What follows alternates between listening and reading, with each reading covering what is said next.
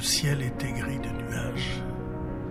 Il y passait des oies sauvages qui criaient la mort au passage, au-dessus des maisons, des quais. Leur chant triste entrait dans mon être et je croyais y reconnaître du Rainer Maria Rilke.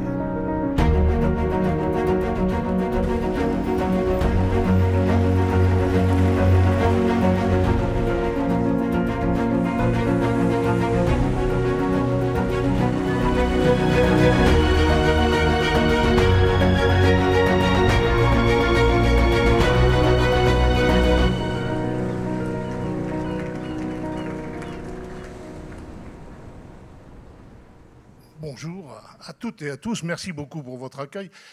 Il ne vous aura pas échappé que naturellement, je ne suis qu'une pâle copie de Jean-François Colosimo, même si nous avons la barbe en commun. Je dois excuser l'absence de M. Colosimo, qui a un petit souci de santé, et ce petit souci de santé l'a empêché hier soir de prendre l'avion. Et je vous prie évidemment de l'excuser en lui souhaitant évidemment qu'il se remette rapidement sur pied. Cependant, Jean-François Colosimo a accepté qu'on échange par visioconférence, et vous allez, il me semble, l'apercevoir. Si voilà. Bonsoir.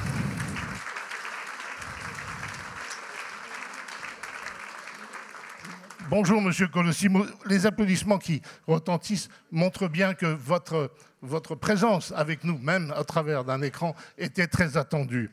Alors, si vous me permettez, vous avez prié nos chers amis qui sont là de m'excuser. C'est à mon tour de le faire aussi. Lorsque François Bayrou, pour lequel j'ai la plus grande estime, m'a invité à ces rencontres réputées, je m'en faisais une joie et un honneur. Mais vous l'avez dit, un petit incident sans gravité, mais qui m'empêche de me déplacer, a fait que nous, grâce à Philippe Lapousterle d'ailleurs, qui a eu cette idée, malgré tout, nous allons pouvoir un tant soit peu échanger, mais je ne rêve que d'une chose, de revenir à Pau et en chair et en os. Mais ça sera sûrement organisé dans un temps prochain.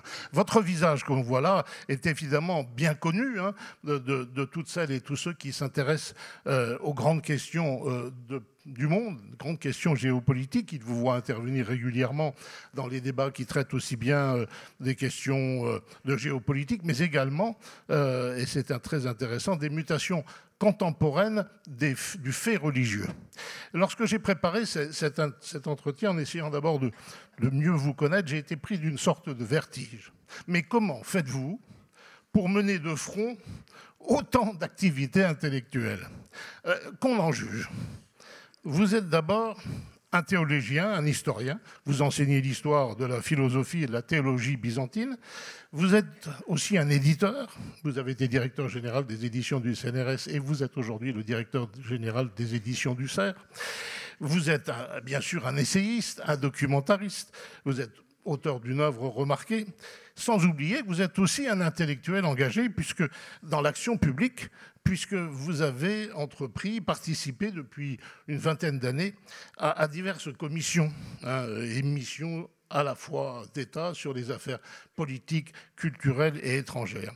Bon, c'est dire si votre présence, même au travers d'un grand écran, à ces 10e éditions des Idées mènent le monde, s'imposait autant par le thème retenu par François Bayrou, qui irrigue tous ses travaux. Est-ce ainsi que les hommes vivent? Votre dernier livre, L'Occident, ennemi mondial numéro 1, nous impose en effet de nous poser la question. Est-ce ainsi que les hommes vivent et vivront? Dans cet essai que la critique, à juste titre, considère comme étant brillant, voire carrément magistral, ce que je vous impose de découvrir en l'achetant dans les minutes qui vont suivre, vous explorez en quelque sorte le chamboulement du monde opéré depuis que 5 néo-empires, c'est comme ça que vous les appelez, ciblent l'Occident. Vous affirmez que nous vivons une sorte d'aveuglant basculement du monde. Qu'est-ce que vous entendez par là? Qu'est-ce que c'est que cet aveuglant basculement du monde que vous décrivez? D'abord, merci pour vos bons mots, mais ils sont très exagérés. Oui, voilà que nous sommes en fait sidérés. Nous ne l'avons pas vu venir. Et du coup, nous n'en croyons pas nos yeux. Mais oui, nous voyons que l'axe du monde bascule d'un coup. En fait, là, maintenant, le monde, la distribution du monde, la distribution des puissances, des forces, la distribution aussi du devenir du monde, voilà que nous assistons en fait à un véritable renversement. Alors, ce basculement, il a commencé évidemment il y a longtemps, mais il nous devient d'un coup visible, prégnant, parce que nous en sommes aussi tributaires, nous en sommes aussi la cible, n'est-ce pas? On a eu affaire au retour de ce qu'on appelle improprement le retour du religieux. On a vu se lever, n'est-ce pas? D'ailleurs, dans toutes les religions, des formes radicalisées extrêmes, et nous voyons aujourd'hui un retour des empires, un retour d'empires qui sont totalement agressifs, d'empires qui nous visent. Et en fait, nous nous rendons compte d'un coup de quelque chose d'assez simple au fond, c'est que l'ère de la globalisation, c'est aussi l'ère de la fracturation. C'est-à-dire que plus, en fait, de manière centripète, on réunit une forme d'humanité unique qui se vêt de la même façon, qui mange de la même façon, qui écoute les mêmes musiques, qui regarde les mêmes films, etc. Cette espèce d'humanité globale qui est celle du marché, plus de manière centrifuge à la périphérie, en fait, explosent des identités qui sont des identités revendicatrices. Et ces identités revendicatrices, évidemment, elles veulent quoi? Elles veulent prendre la place centrale. Alors, la mondialisation, ce n'est pas l'unification du monde ou la diffraction du monde, c'est les deux en même temps, comme notre cœur, diastole, systole, n'est-ce pas? Alors, on a vu en fait que toutes les grandes théories de l'après-communisme, la chute du mur de Berlin, toutes ces grandes théories, en fait, elles ont marqué leur inanité. La première, évidemment, ça a été la fin de l'histoire, avec Francis Fukuyama. Oui, pardon. Oui, allez-y, terminez. Alors, la fin de voulais l'histoire, rebondir sur Francis Fukuyama, c'était dans les années 1990, n'est-ce pas? Nous allions, la fin des deux blocs, elle est marquée l'avènement d'une humanité réconciliée, il n'y aurait plus de grands conflits, c'en était fini, etc. Bon, en fait, ça a duré à peu près 6 mois, la mondialisation heureuse, ce qu'on appelait la mondialisation heureuse, puisque tout de suite, déjà au cœur de l'Europe, sont réapparues les guerres des Balkans, les guerres d'ex-Yougoslavie. Alors, oui, pardon. Ensuite, allez-y, terminez. Non. Ensuite, on a eu la théorie de celui qui avait été le maître de Fukuyama, Samuel Huntington, le choc des civilisations, des grands blocs de civilisation, n'est-ce pas, allaient désormais s'affronter. On a vu que cette théorie était très limitée aussi parce que ces blocs de civilisation, en fait, n'en étaient pas des blocs, ils étaient fissurés de l'intérieur, ils étaient traversés de contradictions à l'intérieur. Huntington voyait un grand bloc islamique, mais vous voyez bien que la guerre entre les sunnites et les chiites, qui est une guerre qui a démarré avec la mort du prophète Mahomet et qui reprend de manière incessante au cours des siècles, cette guerre a redémarré de manière frontale. Il voyait un bloc slavo-orthodoxe autour de Moscou et de Vladimir Poutine, mais vous voyez bien que la Grèce, la Bulgarie, la Roumanie et aujourd'hui l'Ukraine, n'est-ce pas, qui sont tous des pays à majorité orthodoxe, veulent rejoindre l'Union européenne, etc. Et puis le dernier grand bloc, c'était le bloc qu'on était censé former avec les États-Unis. Et vous voyez qu'après l'élection de Donald Trump, nous nous posons beaucoup de questions en fait sur la coïncidence supposée des cultures des deux côtés de l'Atlantique. Alors, vous expliquez dans votre livre que le russe Poutine, le chinois Xi Jinping, l'Indien Modi, le Turc Erdogan et l'Iranien Khamenei œuvrent finalement avec une même volonté de revanche sur l'Occident. Mais comment définiriez-vous ce travail en commun qu'ils ont entrepris pour déstabiliser notre Occident ? Alors, tous les 5 nient radicalement l'état de droit dans leurs frontières, n'est-ce pas? Tous les 5, je dirais, détruisent leurs opposants, pourchassent leurs minorités. Aucun d'entre eux ne vit sur l'état de droit. Au contraire, tous affirment dans leurs frontières la force brute. Mais ils affirment cette force brute aussi en dehors de leurs frontières. Ils dénient totalement le droit international. Tous les 5 fabriquent des fictions. Alors, des fictions de reconstruction impériale, des fictions de reconstruction identitaire, des fictions de reconstruction religieuse pour embrigader leur peuple. Dans quoi? Dans la guerre. Parce que tous les 5 aussi sont des bellicistes. Bon, sur Poutine et l'Ukraine, la preuve n'est pas à faire, n'est-ce pas? Erdogan, son alliance avec l'Azerbaïdjan pour écraser le Haut-Karabakh juste hier et demain l'Arménie en totalité, là aussi la preuve est faite. L'Iranien Khamenei, il est derrière le Hamas en Palestine, il est derrière le Hezbollah au Liban, il est derrière les Houthis au Yémen et il ravage le Moyen-Orient. Xi Jinping, le Chinois, nous a fait savoir, de manière imagée d'ailleurs, avec une reconstruction numérique vidéo, que demain il s'emparera de Taïwan, dont il nie totalement l'indépendance. Quant à l'Indien maudit, justement, très précisément contre la Chine, eh bien, il vise l'Himalaya et l'océan Indien. Donc, on a affaire à de véritables projets impériaux. Ce qu'ils ont aussi en commun, et c'est ça qui nous tracasse le plus et à quoi nous devons être attentifs, c'est que de réunion en sommet, ils se retrouvent, n'est-ce pas, tous les 5, et puis de temps en temps à plusieurs, réunissant par exemple les BRICS, comme récemment Poutine à Kazan. Eh bien, lors de ces rencontres et sommets, ils ont le même discours. Et ce discours nous dit quoi? Ce discours dit que, en fait, l'ordre mondial est à refonder. Pourquoi? Parce que l'ordre mondial subit un immense préjudice d'une espèce d'hydre qui est une espèce de Satan, un monstre de prédation, un monstre de mensonge, un monstre d'iniquité, n'est-ce pas? Nous, l'Occident, s'appelle l'Occident, n'est-ce pas? L'Occident global, c'est-à-dire un ensemble corrupteur, corrompu et désormais décadent en déclin. Il faut le mettre à bas, cet Occident. On va le mettre à bas, disent-ils. Et en fait, derrière cela, il y a évidemment la lutte entre eux pour prendre la place de numéro 1. Ils ne sont pas tous égaux en termes de prétention. Demain, ils se combattront, mais aujourd'hui, ils sont alliés. Et le problème, c'est que nous sommes désarmés.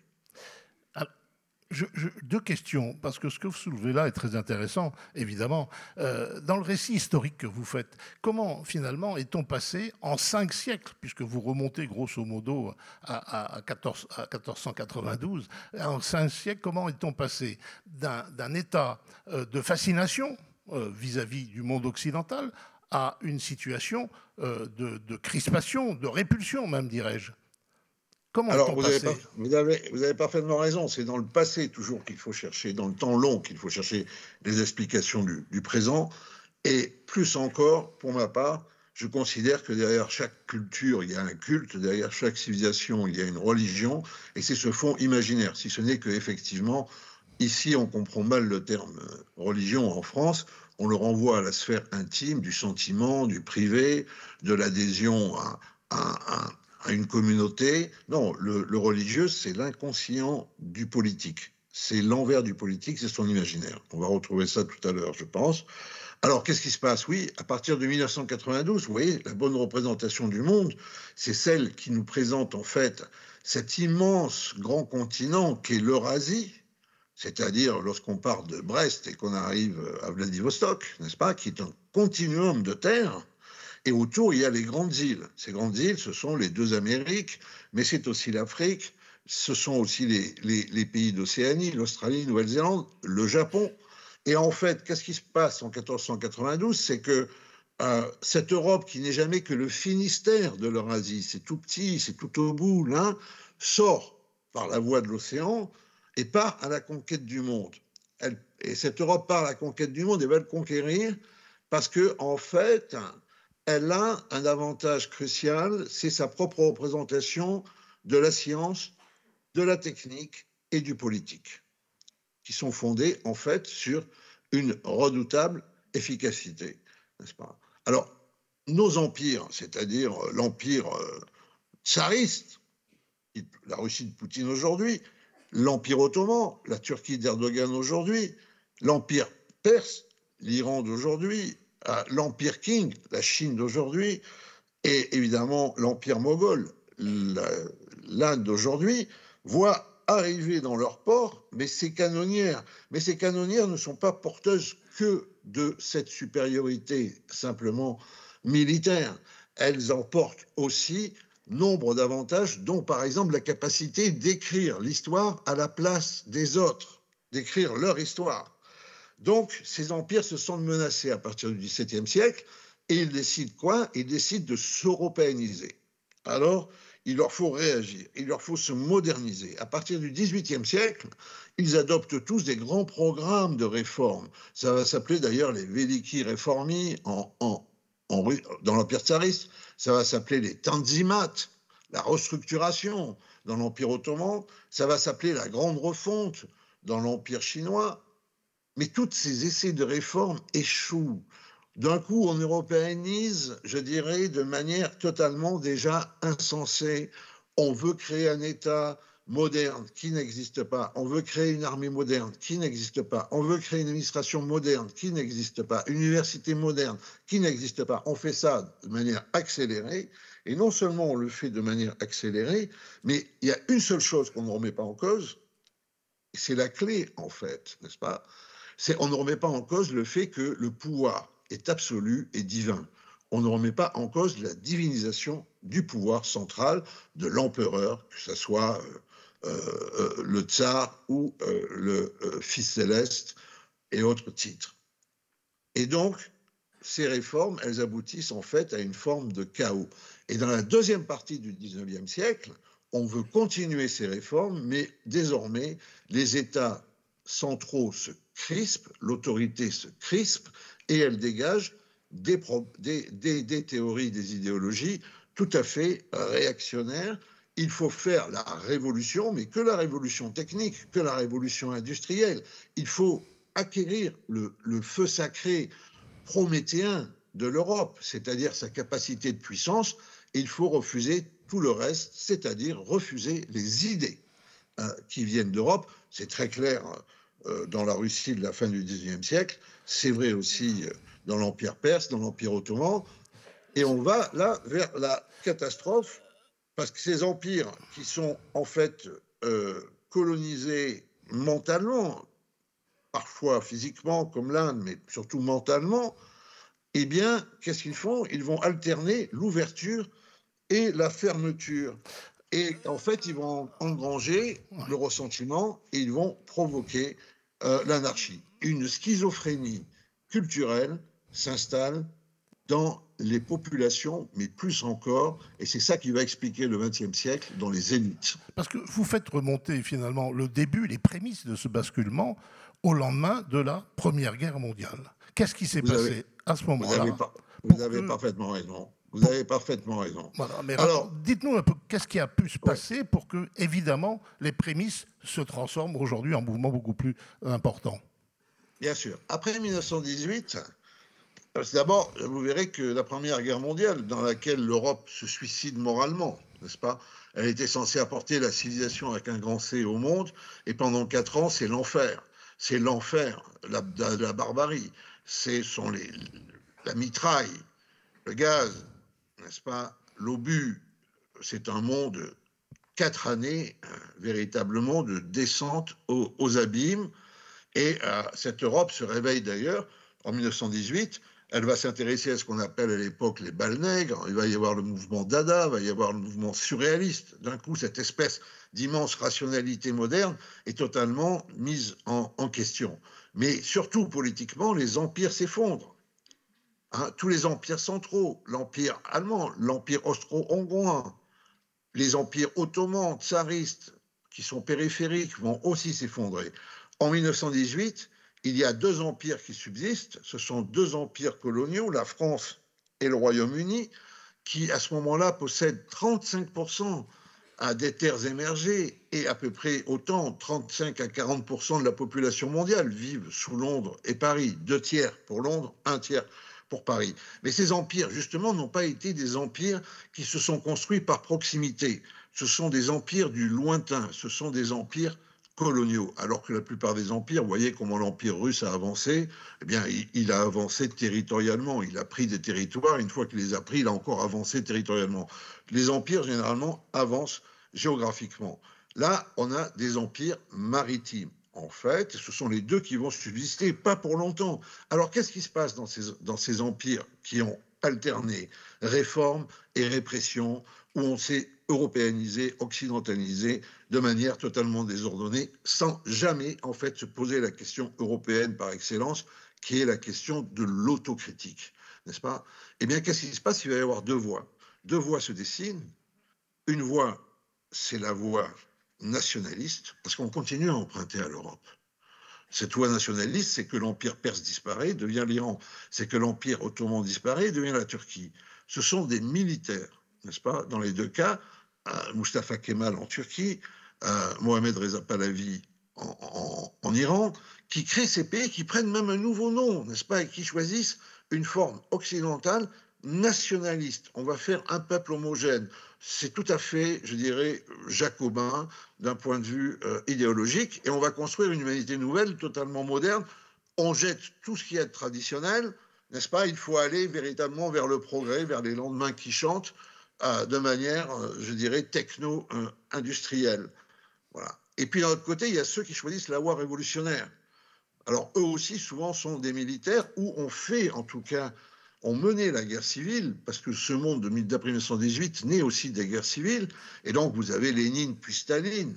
Là aussi, l'empire tsariste, l'empire russe disparaît, un nouveau nom apparaît, l'Union des républiques socialistes soviétiques, l'URSS. Et puis vous avez un autre empire qui va bientôt naître, alors qu'il va connaître les deux tensions. Chiang Kai-shek en Chine va représenter la tentation nationaliste, mais Mao va l'emporter, et vous avez la République populaire de Chine qui naît des décombres de l'empire Qing. Et puis, vous avez l'Inde de Nehru qui, dans un premier temps, se voudra, je dirais, socialiste, et dans un deuxième temps, nationaliste, elle aussi. Et vous voyez ce nouveau monde naître. Et en fait, quand vous voyez que Atatürk, Pahlavi, Nehru, Staline, Mao au pouvoir, que ce soit à Téhéran, à Ankara, à Moscou, à New Delhi, à Pékin, mais c'est l'Occident qui triomphe, puisque ces gens qui ont comme modèle les militaires, la caserne, les révolutionnaires, la prison, vont développer des projets soit totalement autoritaires, soit en réalité totalitaires. Pourquoi? Pour s'occidentaliser à marche forcée. Alors, votre enchaînement, votre explication historique, elle est effectivement limpide. Et puis, dans le même temps, dans votre livre, vous ouvrez un paradoxe. Parce que vous soulignez que la notion d'Occident est une notion floue. C'est une construction, dites vous-même, quasiment imaginaire. Alors, pourquoi subitement ils se rendraient compte que ces néo-empires se rendraient-ils compte que finalement l'Occident, ça ne représente rien? Expliquez-nous un peu ce paradoxe que vous soulevez. Voilà, alors si vous me permettez, c'est un peu plus complexe parce qu'en fait, donc de 1918, avec des étagements dans le temps, mais on va avoir, en fait, dans tous ces immenses espaces, ces empires orientaux, n'est-ce pas, qui ne sont pas occidentaux, cette occidentalisation supposée, elle va en fait déboucher sur quoi? Eh bien, on décrète l'an zéro, n'est-ce pas? On abolit le passé, on rééduque le peuple, on l'enferme, on fait dans la démiurgie industrielle, on renverse le cours des fleuves, on provoque l'exode rural, on prolétarise, n'est-ce pas? Et tout ça fait que cette schizophrénie initiale du XIXe siècle, elle tourne à la paranoïa au XXe siècle. Voilà, il faut véritablement prendre le secret prométhéen, encore une fois, de l'Occident. De l'Occident, mais quel est cet Occident? D'où est-ce qu'il sort? Eh bien, justement. Voilà. Alors là, on est assez ennuyé, parce qu'en fait, c'est un mot très tardif. C'est un mot très, très tardif. C'est un mot équivoque. C'est un mot valise, n'est-ce pas? Est-ce que ça signifie, l'Occident, une forme de régime de liberté inconnu ailleurs et oui, dont nous serions à la fois les inventeurs et les profiteurs? Oui, alors, effectivement, la critique va porter là-dessus. C'est que nous sommes de vastes menteurs, n'est-ce pas, qui, en fait, pratiquent le deux poids, deux mesures au nom des droits de l'homme, les droits de l'homme étant une pure fiction, en fait, de domination sur ces cultures qui rejettent cette notion. Bon, ça, c'est l'apologie des tyrans et despotes d'aujourd'hui. Mais si on revient une seconde sur la généalogie de ce mot Occident, Occident, en fait, c'est un point dans l'espace, ça veut dire être à l'ouest, n'est-ce pas? C'est l'endroit, d'ailleurs, c'est pas un terme un peu péjoratif, c'est l'endroit où le soleil disparaît, tombe, c'est le monde de la nuit. Donc revendiquer l'Occident, c'est un peu bizarre. D'ailleurs, au XVIIe siècle, dans le dictionnaire de Furetière, le premier dictionnaire de langue française, quand quelqu'un va pour mourir, quand il est en agonie, on dit il est entré dans son Occident. Voilà. Alors le mot, en fait, il sort après 1918. Il va là acquérir une valeur idéologique, mais on ne sait pas trop laquelle, parce que cette valeur, elle est totalement contradictoire, n'est-ce pas? C'est à ce moment-là qu'on voit apparaître le déclin de l'Occident, défense de l'Occident, la tentation de l'Occident, apologie de l'Occident. Mais c'est à peu près au moment, comme toujours dans l'histoire, lorsque les grandes notions bizarroïdes naissent, c'est qu'en fait, on est, alors pour le coup, dans une forme de crépuscule de la pensée. C'est curieux parce que l'Occident, c'est crépusculaire. Au moment où naît l'Occident, en même temps, vous semblez dire que c'est le moment où déjà il est condamné. Oui, en tout cas, puisqu'il n'a jamais véritablement existé comme tel. Vous voyez, les Grecs parlaient de l'œcumène, les Romains parlaient de la Romanitas. Le Moyen-Âge latin parlait de la Christianitas, la chrétienté. Les Lumières parlaient de l'Europe des Lumières. Personne ne parlait d'Occident. En plus, on va reconstruire cet objet de manière totalement fictionnelle, n'est-ce pas? Alors l'Occident serait gréco-latin. Mais enfin, la vérité, c'est qu'en Europe de l'Ouest, Aristote arrive, on peut vraiment lire Aristote au XIIIe siècle, et Platon au XVe, c'est un peu tardif. Alors il serait ensuite cet Occident judéo-chrétien. Mais enfin, il faut expliquer dans ce cas-là pourquoi en Europe, on a ghettoisé et persécuté les Juifs pendant des siècles et des siècles et des siècles avant de se découvrir d'un coup judéo-chrétien. Ou alors ça serait le berceau de la raison et du progrès. Mais dans ce cas-là, il faut raturer du bilan, n'est-ce pas? Quoi? Eh ben, la Shoah, le goulag. Donc, non, la véritable marque de l'esprit européen, et c'est là où il ne faut pas rater ce fait essentiel, ce n'est pas la suprématie exercée sur l'autre, mais c'est le retour critique sur soi. C'est ça le génie de l'Europe. C'est le seul génie de l'Europe, n'est-ce pas? Et donc, ce n'est pas avec des constructions suprémacistes qu'on va arriver à bien comprendre le véritable génie de l'Europe. Alors, vous disiez, oui, alors effectivement, le règne de l'état de droit, régime démocratique, garantie des droits, séparation des pouvoirs, garantie de l'alternance, monde du libre-échange, élection libre, respect des minorités. Oui, mais là aussi, vous voyez, ce n'est pas la bonne définition. Pourquoi? Parce que dans ce cas-là, si vous dites que l'Occident, c'est tout ça, pourquoi, quand je vous dis Occident, vous ne pensez pas à l'Argentine ou au Brésil, n'est-ce pas? Vous ne pensez même pas au Japon. D'ailleurs, vous penseriez au Japon, vous verriez que votre notion est un peu compliquée. En fait, l'Occident, ça n'a qu'un sens depuis 1945, c'est l'OTAN.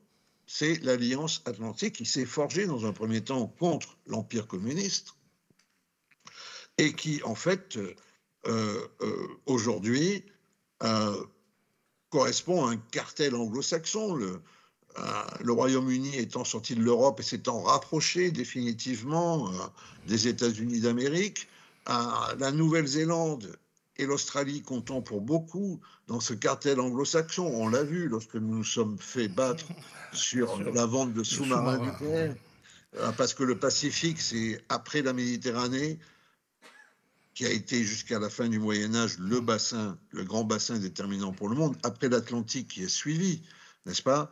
À peu près à partir de 1492 jusqu'à 1989, demain le Pacifique sera ce bassin. Et donc, si vous voulez, il s'agit bien d'un cartel anglo-saxon dominé par les États-Unis. Et on voit que cette domination, aujourd'hui, elle est terriblement ambiguë, parce que sans les États-Unis, l'Europe ne sait pas se défendre. Alors, on va aborder cette question, mais j'aimerais revenir sur ce que vous disiez tout à l'heure, c'est-à-dire que vous insistez finalement dans ces néo-empires sur la dimension finalement religieuse. Vous soulignez que ces nouveaux empires finalement font du retour de la religion une de leurs forces. Oui. C'est quoi ce retour de religion? En Chine, il n'y a pas de religion. Si. Alors, expliquez-nous ce retour des religions. Expliquez-nous ce retour de religion. Et en quoi il constitue une sorte de ciment pour ces cinq-là?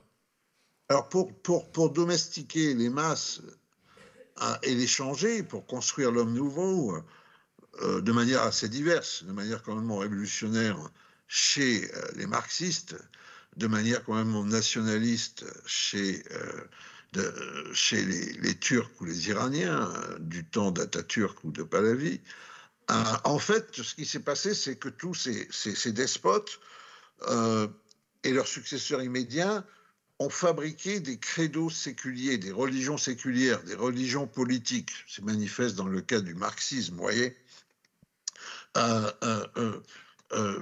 Ils ont fabriqué, en fait, parce que le religieux, encore une fois, c'est l'inconscient du politique.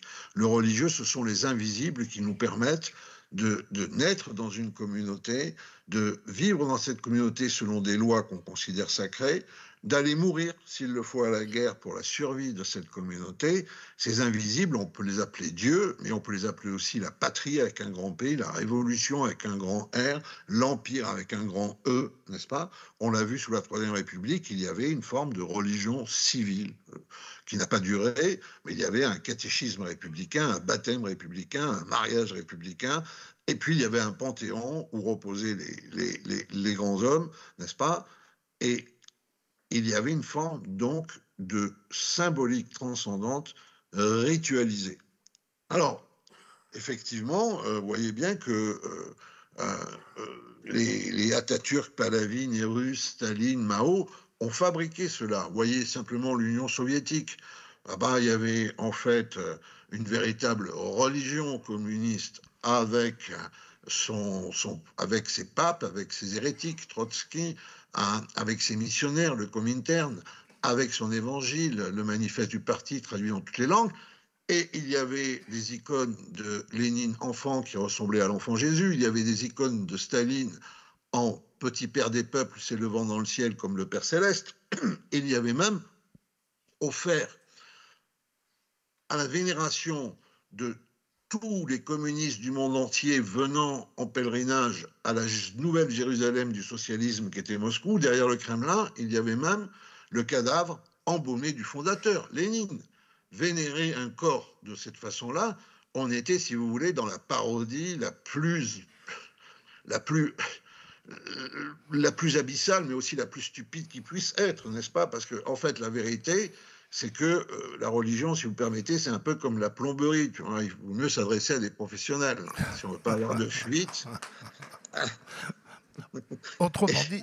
Et en fait, leurs successeurs, Poutine, Modi, Xi, Erdogan, etc., se sont rendus compte que pour ce qui était de la domination des masses, pour ce qui était de l'usage de la répression, pour ce qui était de la dictature de fait, leurs prédécesseurs avaient raison, mais qu'ils avaient commis une erreur terrible, c'est qu'ils avaient fabriqué des ersatz de religion, et surtout ils avaient cherché à supprimer les religions traditionnelles, alors qu'en fait il fallait aller dans le KGB, dans la remise, il fallait les ressortir, et il fallait les faire servir désormais à l'idéologie impériale retrouvée, n'est-ce pas? Et en fait, vous le voyez bien, Poutine restaure les cathédrales et les monastères que les bolcheviks dynamitaient. Erdogan rétablit le culte musulman dans Sainte-Sophie, dont Atatürk avait fait un musée. Khamenei distord le chiisme, qui repose plutôt sur une distinction des pouvoirs spirituels et temporels pour rallier les fondamentalistes sunnistes. Xi, vous me disiez la Chine, il cite inlassablement Confucius, dont les gardes rouges, y compris son père, brûlaient les écrits. Or, il faut savoir que un des aspects de la modernité en Chine, au tournant du 19e et du 20e siècle, c'est le confucianisme d'État comme religion d'État. N'est-ce pas la conformation du confucianisme comme religion d'État? Et puis, vous voyez bien que Modi, il veut appliquer l'Hindutva, l'hindouité, aux hindous, aux indiens, c'est-à-dire purifier l'Inde de tout ce qui n'est pas hindou.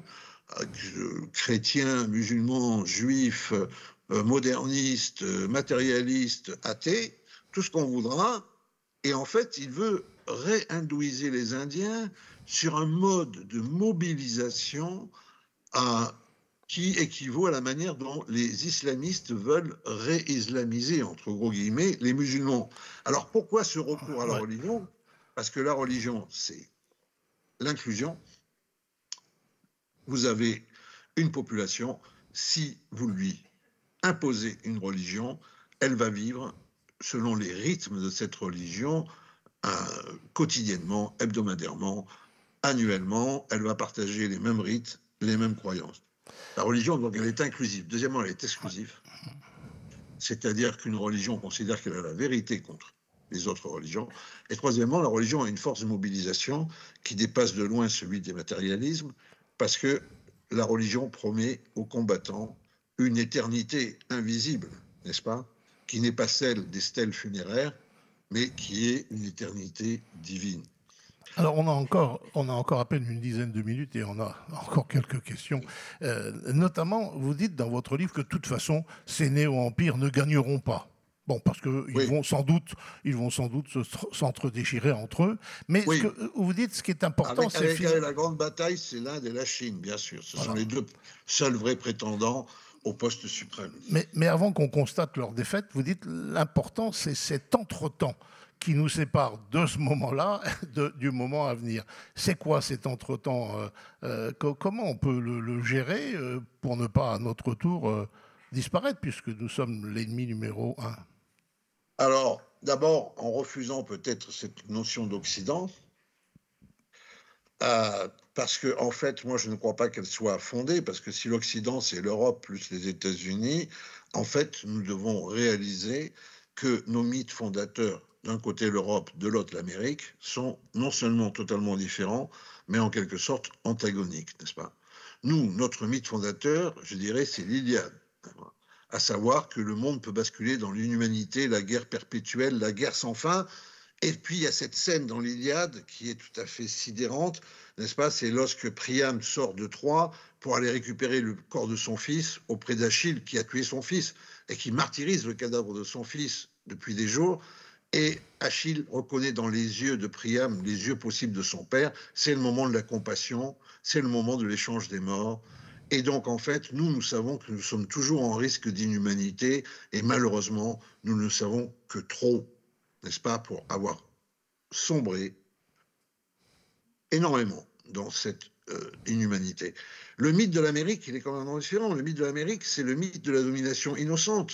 Vous savez, des puritains qui étaient un peu quand même, les puritains anglo-saxons, c'était un peu les talibans de l'époque, qui étaient rejetés par la papauté, les monarchies catholiques, mais aussi les monarchies protestantes, n'est-ce pas, trouvent dans le Nouveau Monde une terre vierge, pense-t-il. Bon, on oublie les Indiens, du coup, n'est-ce pas? Dans cette terre vierge, il faut la faire fructifier. On oublie la traite, l'esclavage des Noirs, n'est-ce pas? Et en fait, ce monde est donné pour être l'empire du bien. Et ce monde-là, à la manière de Rome, va développer une religion civile, n'est-ce pas? Vous voyez bien que le nom de Dieu commence l'hymne américain, le nom de Dieu est sur le dollar, le président prête serment sur la Bible, le Capitole ressemble à un temple, il y a des fêtes civiles que désormais les Français suivent curieusement comme Thanksgiving, on ne sait pas si c'est religieux ou civil, n'est-ce pas? Il y a des cérémonies militaires, il y a le respect du drapeau. En fait, la constitution spirituelle des États-Unis est construite sur la même charpente que celle des néo-empires, qui est en fait la domination innocente, qui est en fait la mission universelle par la domination. Alors nous, là-dedans, qu'est-ce qui nous arrive? Mais nous sommes le ventre mou, comme nous l'avons été pour les islamistes, n'est-ce pas? Nous sommes le ventre mou, l'Amérique est trop forte, elle est trop loin, elle est trop difficile à atteindre, mais là, nous sommes là, et en fait, ce qu'on voit qui plus est, c'est que depuis le retrait bâclé d'Afghanistan et depuis la profanation du Capitole, le mythe américain lui-même était bréché. Et on voit bien qu'aujourd'hui, Donald Trump nous dit que nous allons être des supplétifs et nous allons avoir charge de payer. Alors, qu'est-ce qui reste là-dedans? Vous êtes sévère, vous êtes même sévère avec l'Europe. Vous dites en deux mots que l'Europe s'est endormie dans une sorte de rêve de paix universelle et se réveille dans le cauchemar d'une guerre continuelle. Alors, vous êtes sévère avec l'Europe. Pardon? Oui, nous avons rêvé que nous allions être un îlot préservé, et comme désormais nous allions être inoffensifs, et bien que tout le monde nous en serait gré, et puis cette Europe-là, elle a été incapable de formuler, n'est-ce pas, de se formuler comme Europe de la diplomatie commune, Europe de la défense commune, Europe d'une armée commune. On en est là. En tout cas, c'est peut-être que demain ça changera. Peut-être que l'invasion de l'Ukraine et le possible, très possible malheureusement, dépeçage à venir de l'Ukraine nous aura servi de leçon. On ne peut pas construire une île du bonheur simplement consumériste, une île qui n'aurait pas de valeur spirituelle. Je ne dis pas que l'Europe doit s'aligner sur le modèle impérial et belliciste, du tout, n'est-ce pas? Parce qu'elle a un tout autre destin.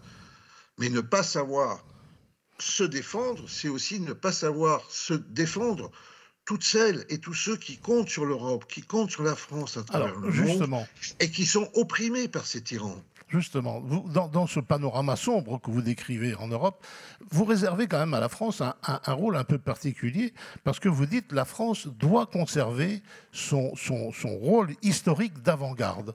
Donc vous pensez que dans ce paysage particulièrement mal engagé ou peu engageant, vous pensez que la France là, peut apparaître à nouveau comme étant un levier d'espérance?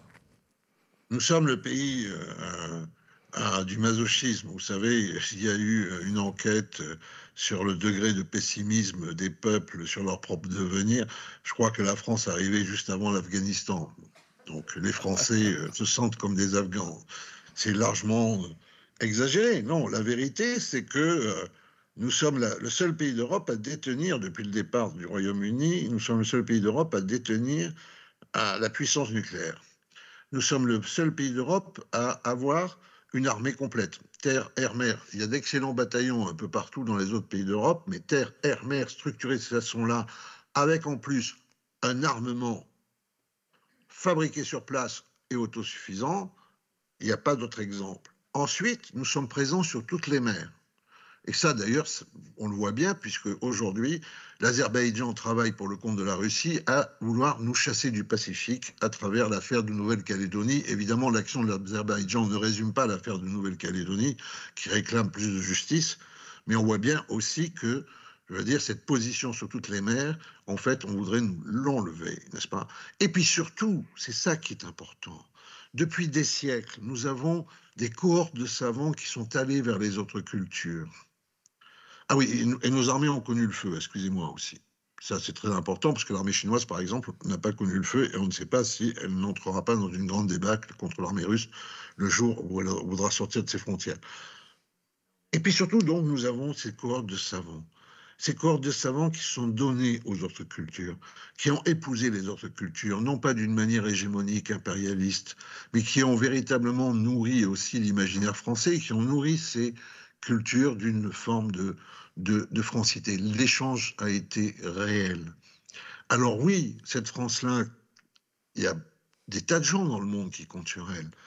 Pensez aux Ukrainiens, pensez aux Kurdes, pensez aux Dalits, aux Intouchables, pensez aux Ouïghours qui subissent une entreprise génocidaire parce qu'ils ont le tort d'être à la fois musulmans et turcophones de la part du pouvoir chinois actuel. Eh bien, vous voyez, tous ces gens-là comptent sur nous, comme les femmes de Téhéran. Comme les femmes de Téhéran. Ne pensez pas que les femmes de Téhéran veulent devenir des occidentales, qu'elles veulent devenir des californiennes. Elles se battent pour leur liberté, pour leur dignité. Elles veulent être reconnues dans leur humanité, dans cette humanité que nous professons, nous Français, comme étant universelle. La défense de l'universalité. Voilà. Mais pour la défendre de l'universalité, il ne faut pas être inconséquent et faible. Merci. Merci de votre... Merci à vous.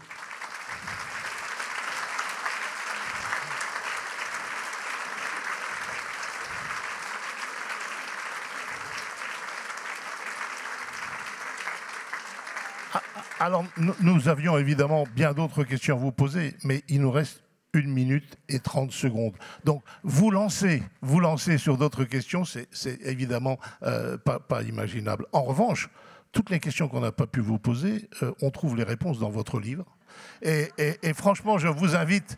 J'ai pris beaucoup de plaisir la semaine dernière à le lire de fond en comble et je vous invite vraiment à le lire.